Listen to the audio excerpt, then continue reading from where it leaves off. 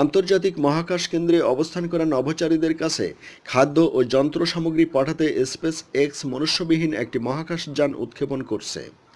ঐতিহাসিক NASA pad থেকে এটি উৎক্ষেপণ করা হবে। কেপ কানাভারালের লঞ্চ প্যাড ৩৯ থেকে স্থানীয় সময় সকাল ১০টা ১ মিনিটে ড্রাগন নামের কার্গোযানটির উৎক্ষেপণ করা হবে। সোমবার সকাল নাগাদ কার্গোযানটি মহাকাশ কেন্দ্রে পৌঁছাবে। এর আগে এটি দুদিন কক্ষপথে পরিভ্রমণ করবে। ১৯৬০ ও ১৯৭০-এর দশকে চাঁদে মার্কিন মহাকাশ সংস্থার মিশনের জন্য এটি নির্মাণ করা হয়। স্পেসএক্স নাসার সাথে আলোচনা করে ২০১৩ সালে লঞ্চ প্যাডটি ইজারা নেয়। স্পেসএক্সের চিফ অপারেটিং অফিসার জিনি শটওয়েল জানান, ২০১৮ সালের মধ্যে মহাকাশে নভোচারী পাঠানোর জন্য এটিকে সম্পূর্ণভাবে প্রস্তুত করা হয়। আধুনিক মহাকাশযান পাঠানোর মতো করে একে উপযোগী করতে কোম্পানির $১০ কোটি ব্যয় হয়।